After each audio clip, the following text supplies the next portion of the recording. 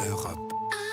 Europe 1. La politique en France avec vous, Hélène Jouan, en France et même en région, parce qu'aujourd'hui à Marseille, il y aura une photo à faire. 2 candidats putatifs seront dans la ville.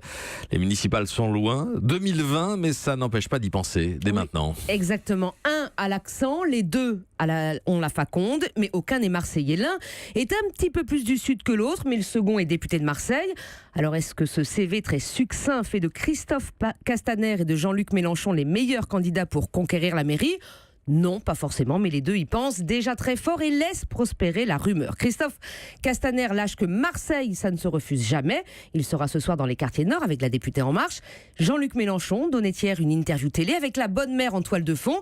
Il présentera ses vœux ce soir dans cette ville qu'il considère être le cratère du volcan politique français. Pourquoi déjà des rumeurs de candidats à Marseille alors qu'on est si loin de l'échéance ? Eh bien parce que la ville vit une fin de cycle. Jean-Claude Gaudin, maire depuis 1995, achèvera son 4e et dernier mandat. Il l'a promis et cette fois ce pourrait être vrai. Et les fins de cycle favorisent le pari de l'alternance. Or à Marseille, l'alternance n'est plus le PS, largement décrédibilisé, encore plus au niveau local qu'au niveau national, c'est dire.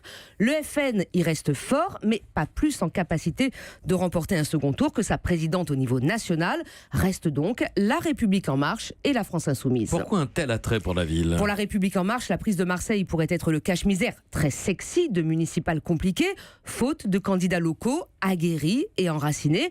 Et pour la France Insoumise, elle serait évidemment l'espoir d'un bastion de résistance au pouvoir macronien. Et l'actuel maire dans tout cela, Jean-Claude Gaudin ? Alors là, c'est le joker qu'adorerait sortir de sa manche Emmanuel Macron. Assez rétif à la ligne du nouveau président de son parti, Laurent Wauquiez, Jean-Claude Gaudin aime à répéter à qui veut l'entendre que la politique menée par Macron convient à la droite. Alors de là à le voir manœuvrer pour pousser le candidat de La République En Marche à lui succéder à la mairie, il n'y a qu'un pas que les Républicains redoutent, que le président de la République espère. Reste aux 2 candidats putatifs à faire leur choix.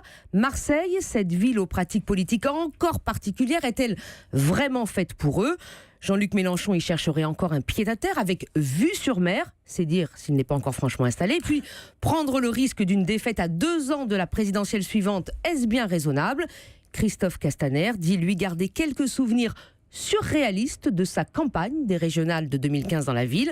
Alors maintenant, il attend le pouce levé ou baissé d'Emmanuel Macron pour se lancer ou pour renoncer. Hélène Jouan, Axel ? Oui, il est attrape-tout, Christophe Castaner, quand même, parce qu'il est secrétaire d'État aux relations avec le Parlement, patron de La République En Marche, et maintenant il veut être maire de Marseille. Non, il ne veut pas. Il est juste le meilleur soldat d'Emmanuel Macron. Il ne voulait pas prendre La République En Marche, mais quand le président a décidé que c'était le meilleur homme au meilleur endroit, eh bien, il y est allé, il se dévoue. Et là, il attend effectivement de savoir s'il y a une bonne gâche, s'il y a un coup à faire sur Marseille, et il ira si le président lui demande d'y aller. Europe 1.